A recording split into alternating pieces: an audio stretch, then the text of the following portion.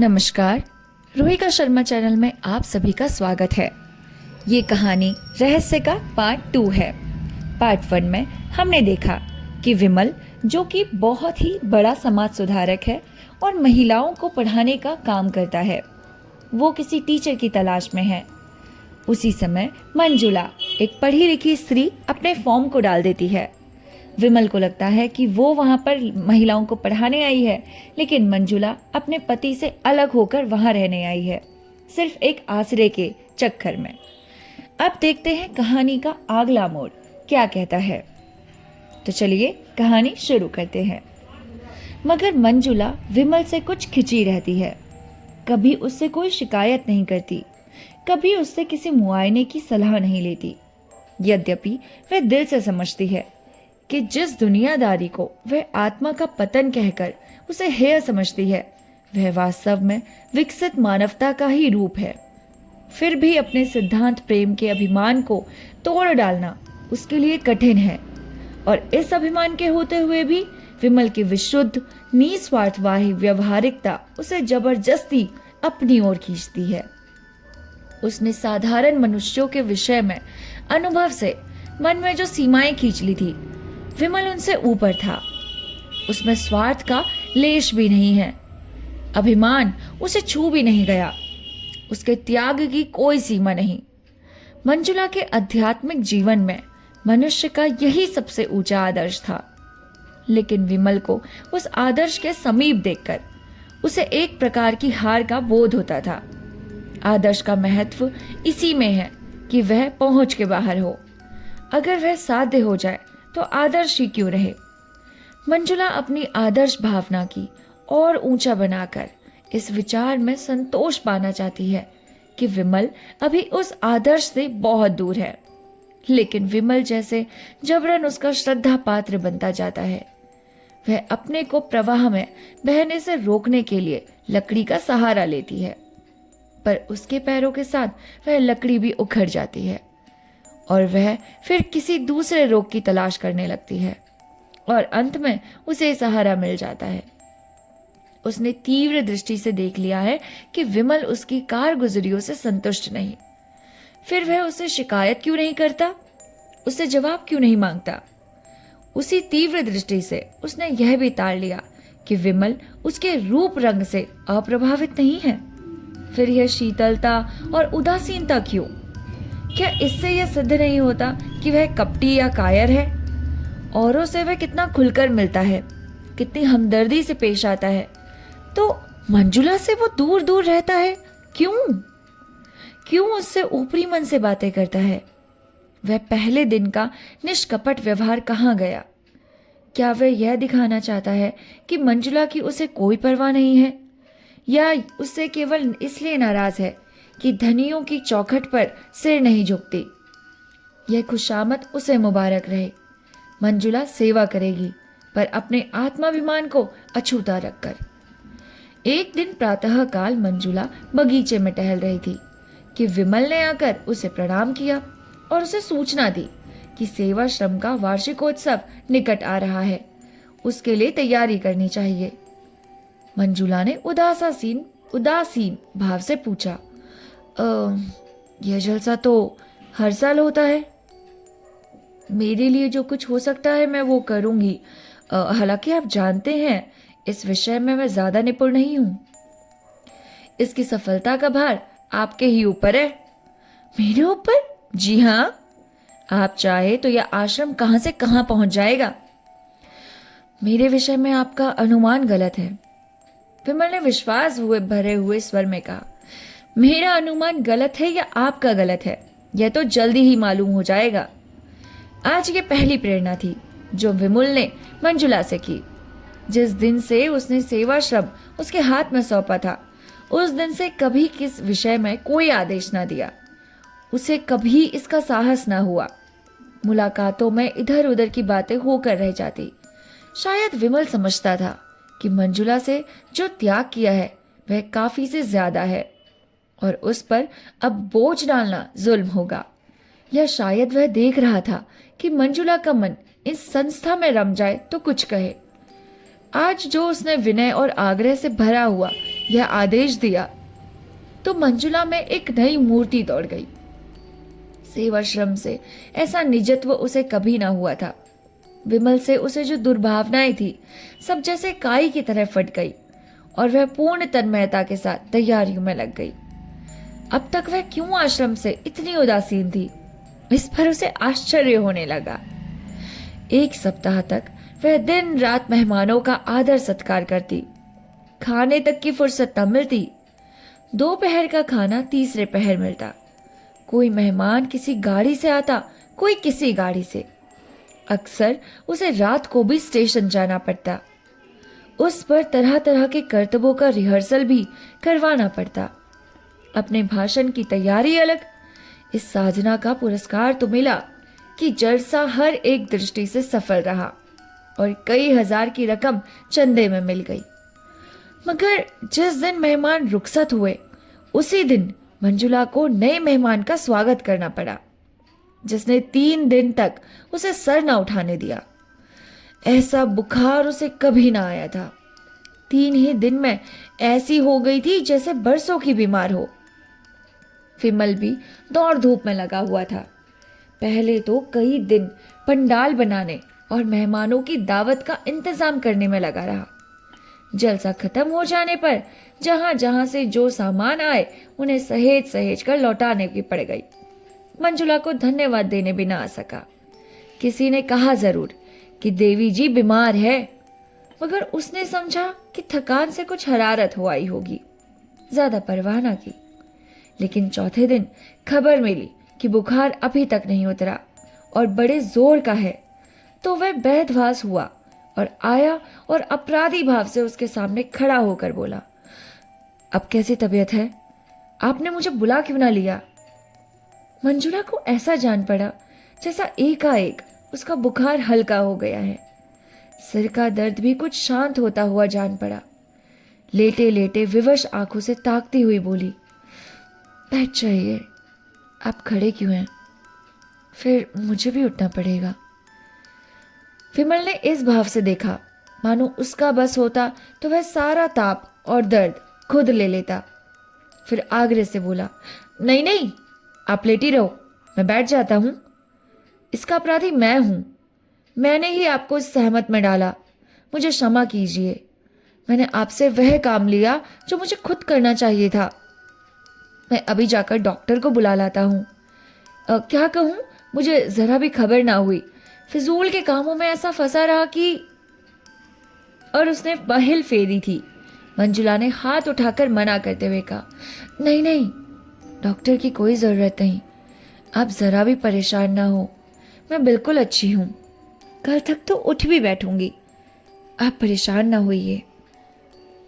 उसके मन में और कितनी ही बातें उठी, मगर उसने होंठ बंद कर लिए। इस आवेश में वह ना जाने क्या क्या बक जाएगी।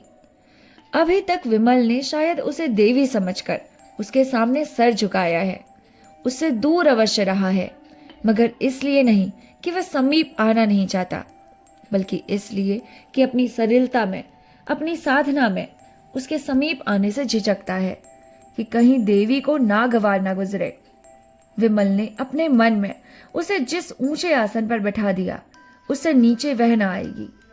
विमल को मालूम नहीं कि वह कितना सात्विक, कितना विशाल आत्मा पुरुष है। ऐसे आदमी की क्षति में हमेशा के लिए आकाश में उड़ने वाली निष्कलंक, निष्कपट सती की धुंधली छाया छोड़ जाना कितना बड़ा मोह है। उसने विमोद भाव से कहा, हाँ क्यों नहीं, क्योंकि आप तो मनुष्य है और मैं काठ की पुतली। नहीं, आप देवी हैं। नहीं, एक नादान औरत। आपने जो कुछ कर दिखाया वह मैं 100 जन्म लेकर भी ना कर सकता था। उसका कारण भी आपने सोचा? वह स्त्री की विजय नहीं, उसकी हार है। अगर इन दोषों के साथ मैं स्त्री ना होकर पुरुष होती तो शायद इसका चौथाई भी सफल ना होता। यह मेरी जीत नहीं, मेरे नारित्व की जीत है। रूप तो असार वस्तु है जिसकी कोई हकीकत नहीं। वह धोखा है, फरेब है, दुर्बलताओं को छिपाने का पर्दा मारता है। विमल ने आवेश में कहा, आप ये क्या कहती हैं मंजुला देवी? रूप संसार का सबसे बड़ा सत्य है। रूप को भयंकर समझकर हमारे महात्माओं और पंडितों ने दुनिया के साथ शेर अन्याय किया है। मंजुला की सुंदर छवि गर्व के प्रकाश में चमक उठी। रूप को असत्य समझने के प्रयास में सदैव असफल रही थी और अपनी निष्ठा और भक्ति से मानो अपने रूप का प्रायश्चित कर रही थी। उसी रूप के समर्थन ने एक क्षण के लिए मुग्ध कर दिया, मगर वह संभल कर बोली, आप धोखे में हैं विमल बाबू, मुझे क्षमा कीजिएगा, मगर यह रूप की उपासना आप में कोई नई बात नहीं है। मर्दों ने हमेशा रूप की उपासना की है। थोड़े से पंडितों या महात्माओं के ने चाहे रूप की निंदा की हो, पर मर्दों ने प्राय रूपा शक्ति का ही प्रमाण दिया है। यहाँ तक कि रूप के लिए धर्म की परवाह नहीं की। उन पंडितों और महात्माओं ने भी जुबान या कलम से चाहे रूप का विरुद्ध विष उगला हो, लेकिन अंतःकरण में वे भी उसकी पूजा करते हैं। जब कभी रूप में उनकी परीक्षा की है, उनकी तपस्या पर विजय पाई है। फिर भी जो असत्य है वह असत्य ही रहेगा। रूप का आकर्षण केवल बाहरी आंखों के लिए है। ज्ञानियों की निगाह में उसका कोई मूल्य नहीं। कम से कम आपके मुख से मैं रूप का बखान नहीं सुनना चाहती, क्योंकि मैं आपको देवतुल्य समझती हूँ और दिल से आप पर श्रद्धा रखती हूँ। विमल विक्षिप्त सा जमीन की तरफ ताकता रहा और बराबर ताकता ही चला गया, जैसे वह मूर्छावस्था में हो। वह चौंक कर उठा और अपराधियों की भांति सर झुकाए संदिग्ध भाव से कदम उठाता हुआ कमरे में चला गया और मंजुला निश्चिंत बैठी रही। उस दिन एकाएक विमल का सारा उत्साह और कर्मण्यता जैसे ठंडी पड़ गई, जैसे उसमें अब अपने मुंह दिखाने की हिम्मत नहीं। मानो इस रहस्य का पर्दा खुल गया है और चारों तरफ उसकी हंसी उड़ रही है। तब वह सेवाश्रम में बहुत काम आता है, और आता भी है तो अध्यापिकाओं से कुछ बातचीत नहीं करता, सबसे जैसे मुंह चुराता फिरता है। मंजुला को मिलने का कोई अवसर नहीं देता, और जब मंजुला हार कर उसके घर जाती है तो कहला देता है कि घर में नहीं है, हालांकि वो घर में ही छिपकर बैठा होता है। मंजुला उसके मनोहरस्य को समझने में असमर्थ है। विमल ने अपनी साधना और सद्भाव से उसे अपनी ओर आकर्षित कर लिया, इसमें संदेह नहीं। वह एक नारी की गहरी अंतर्दृष्टि से देख रहा है कि विमल और उसके उपासक बन बैठा है और जरा प्रोत्साहन पाने पर अपने को उसके चरणों में डाल देगा। उसने बरसों से जो जिंदगी बसर की है उसमें प्रेम नहीं है। सेवा और कर्तव्य का दामन पकड़कर उसे अपनी अपूर्णता का ज्ञान होता रहता है। जिस पुरुष में उसका प्रेम नहीं है, न विश्वास है, उसके प्रति वह किसी तरह का नैतिक या धार्मिक बंधन नहीं स्वीकार करती। वह अपने को स्वच्छंद मानती है, चाहे समाज किसी स्वच्छंदता न माने, पर उसकी आत्मा इस विषय में अपने को आजाद समझती है। मगर विमल की नजरों में आदर और भक्ति पाने का मोह इतना प्रबल है कि वह उस स्वच्छंदता की भावना को सर नहीं उठाने देती। विमल के संसर्ग की घनिष्ठता तो चाहती है, पर अपने आत्माभिमान की रक्षा करते हुए। इसके साथ ही विमल के पवित्र और निर्मल जीवन में वह दाग नहीं लगाना चाहती। उसने सोचा था कि विमल को दवा का हल्का सा घूंट पिलाकर वह स्वस्थ कर देगी।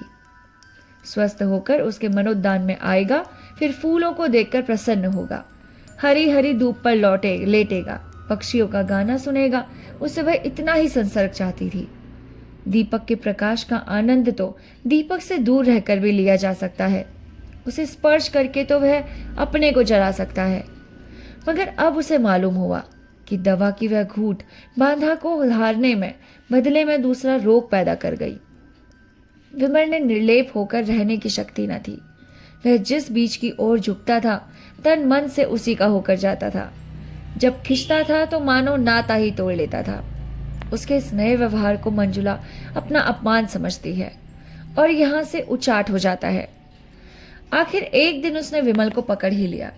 मंजुला जानती थी कि विमल रोज दरिया के किनारे सैर करने जाता है। एक दिन उसने वहीं का घेरा और अपना इस्तीफा अपने हाथ में रख लिया। विमल के गले में जैसे फांसी पड़ गई। जमीन की ओर ताकता हुआ बोला, ऐसा क्यों कर रही हैं आप? हाँ, इसलिए क्योंकि मैं अपने को इस काम के योग्य नहीं मानती। संस्था तो खूब चल रही है। हाँ, फिर भी मैं यहाँ रहना नहीं चाहती। मुझसे कोई अपराध हुआ है? आप अपने दिल से पूछिए। विमल ने इस वाक्य का यह आशय समझ लिया कि जो मंजुला की कल्पना से भी कोसों दूर था। उसके मुख का रंग उड़ गया, जैसे रक्त की गति बंद हो गई। उसके पास कोई जवाब न था। ऐसा फैसला था जिसकी कहीं अपील न थी। आहत स्वर में बोला, जैसी आपकी इच्छा, मुझ पर दया कीजिए। मंजुला ने आर्द्र होकर बोला, तो मैं चली जाऊं? और वह जैसे गले का फंदा छुड़ाकर भाग खड़ा हुआ। मंजुला नेत्रों से उसे देखती रही, मानो सामने कोई नौका डूबी जा रही हो। चाबुक खाकर विमल फिर से सेवाश्रम की गाड़ी में जुट गया। कह दिया गया मंजुला देवी के पति बीमार थे, चली गई। कामकाजी आदमी प्रेम का रोग नहीं पालता। उसे कविता करने और प्रेम पत्र लिखने और ठंडी आहें भरने की कहाँ फुर्सत। उसके सामने तो कर्तव्य है, प्रगति की इच्छा है, आदर्श है। विमल भी काम पल्ले में लग गया। हाँ, कभी कभी एकांत में मंजुला की याद आ जाती थी और लज्जा से उसका मस्तक आप ही झुक जाता था। उसे हमेशा से सबके लिए सबक मिल गया। ऐसी सती साथी के प्रति उसने कितनी बेहुदगी की। 3 साल गुजर गए। गर्मियों के दिन थे। विमल अब की मंसूरी की सैर करने गया हुआ था और एक होटल में ठहरा था। एक दिन बैंड स्टैंड के समीप खड़ा बैंड सुन रहा था कि बगल में मंजुला बैठी नजर आई, आभूषणों और रंगों से जगमगाती हुई। उसके पास ही एक युवक कोट पैंट पहने बैठा हुआ था। दोनों मुस्कुरा मुस्कुरा कर बातें कर रहे थे। दोनों के चेहरे खिले हुए, दोनों प्रेम के नशे में मस्त। विमल के मन में सवाल उठा, यह युवक कौन है? मंजुला का पति तो नहीं हो सकता, या संभव है उसका पति ही हो। दंपत्ति में अब मेल हो गया हो। उसे मंजुला के सामने जाने का साहस न हुआ। दूसरे दिन वह एक अंग्रेजी तमाशा देखने सिनेमा हॉल गया। इंटरवल के बाहर निकला तो कैफे में फिर मंजुला दिखाई दी, सिर से पांव तक अंग्रेजी पहनावे में। वही कल वाला युवक आज भी उसके साथ था। आज विमल से जब्त ना हो सका। उसने पहले ही वह मन में निश्चय कर लिया। वह मंजुला के सामने खड़ा था। मंजुला उसे देखते ही सन्नाटे में आ गई। मुंह पर दवाइयां उड़ने लगी, मगर एक ही क्षण में उसने अपने आप को संभाला और मुस्कुरा कर बोली, हेलो विमल बाबू, आप यहाँ कैसे? उसने उस नव युवक से विमल का परिचय करवाया। आप महात्मा पुरुष हैं, काशी के सेवाश्रम में संचालक, और यह मेरे मित्र मिस्टर खन्ना है, जो अभी हाल ही में इंग्लैंड से ICF होकर आए हैं। दोनों आदमियों ने हाथ मिलाए। मंजुला ने पूछा, सेवाश्रम तो खूब चल रहा है। मैंने उसकी वार्षिक रिपोर्ट पत्रों में पढ़ी थी। आप यहाँ कहाँ ठहरे हुए हैं? विमल ने अपने होटल का नाम बताया। खेल फिर शुरू हो गया। खन्ना ने कहा, खेल शुरू हो गया, चलो अंदर चले। मंजुला ने कहा, तुम जाकर देखो, मैं जरा मिस्टर विमल से बात करूंगी। खन्ना ने विमल को जलती हुई आंखों से देखा और अकड़ता हुआ अंदर चला गया। मंजुला और विमल बाहर आकर हरी हरी घास पर बैठ गए। विमल का हृदय गर्व से फूल गया। आशामय उल्लास की चांदनी हृदय पर छिटकी हुई थी। मंजुला ने गंभीर स्वर में पूछा, आपको मेरी याद काहे आई होगी? कई बार इच्छा हुई कि आपको पत्र लिखें, लेकिन संकोच के मारे लिख न सकी। आप मजे में तो थे ना? विमल को उसका यह उल्हाना बुरा लगा। कहीं अभी हास्य विनोद में मग्न थी, कहीं उसे देखते ही गंभीरता की पुतली बन गई। रूखे स्वर में बोला, हाँ, बहुत अच्छी तरह था। आप तो आराम से थी। मंजुला आर्द्र कंठ से बोली, मेरे भाग्य में तो आराम लिखा ही नहीं है मिस्टर विमल। पिछले साल पति का देहांत हो गया। उन्होंने जितनी जायदाद छोड़ी उससे ज्यादा कर्ज छोड़ा। इन्हीं उलझनों में पड़ी रही। स्वास्थ्य भी बिगड़ गया। डॉक्टरों ने पहाड़ पर रहने की सलाह दी। तब से यही हूं। आपने मुझे खत तक न लिखा। आपके सिर यूं ही काम का बोझ कम है क्या, जो अपनी भी चिंताओं का भोर देती? फिर भी एक मित्र के नाते मुझे खबर तो देनी थी। आपका काम इन झगड़ों में पड़े रहना नहीं है विमल बाबू। आपको ईश्वर की सेवा और त्याग के लिए रचा है, वही आपका क्षेत्र है। मैं जानती हूँ आपकी मुझ पर दया दृष्टि है। मैं कह नहीं सकती मेरी नज़रों में कितना मूल्य है। जिसे कभी दया और प्रेम ना मिला हो, वह इसकी ओर लपकते ही तो क्षमा के योग्य है। आप समझ सकते हैं उनका परित्याग करके मैंने कितनी बड़ी कुर्बानी की है, मगर मैंने इसी को अपना कर्तव्य समझा। मैं सब कुछ सह लूंगी, पर आपको देवत्व के ऊंचे आसन के नीचे ना गिराऊंगी। आप ज्ञानी हैं, संसार के सुख कितने अनिल हैं आप खूब जानते हैं। इनके प्रलोभन में ना आइए। आप मनुष्य हैं, आप में भी इच्छाएं हैं, वासनाएं हैं, लेकिन इच्छाओं पर विजय पाकर ही आपने यह ऊंचा पद पाया है। उनकी रक्षा कीजिए और अध्यात्म ही आपकी मदद कर सकता है। उसी साधना से आपका जीवन सात्विक होगा और मन पवित्र होगा। विमल ने अभी अभी मंजुला को आमोद प्रमोद में कीड़ा करते हुए देखा। खन्ना से उसका संबंध किस तरह का है यह भी वह समझ रहा था। फिर भी इस उपदेश में उसे सच्ची सहानुभूति का संदेश मिला। विलासिनी मंजुला उस देवी के रूप में नजर आई। उसके भीतर का अहंकार उसकी लोथपुत्ता से बलवान था। सद्भावना से भरकर बोला, देवी जी, आपने जिन शब्दों में मेरा सम्मान किया है उनके लिए मैं एहसानमंद हूँ। कहिए मैं आपकी क्या सेवा कर सकता हूँ। मंजुला ने उठते हुए कहा, आपकी कृपा दृष्टि काफी है। और उसी वक्त खन्ना सिनेमा हॉल से बाहर आता हुआ दिखाई दिया और ये कहानी यहीं पर ही खत्म होती है। आपको ये कहानी कैसी लगी हमें लिखकर ज़रूर बताएं। तब तक के लिए नमस्कार। अपना ध्यान रखिएगा।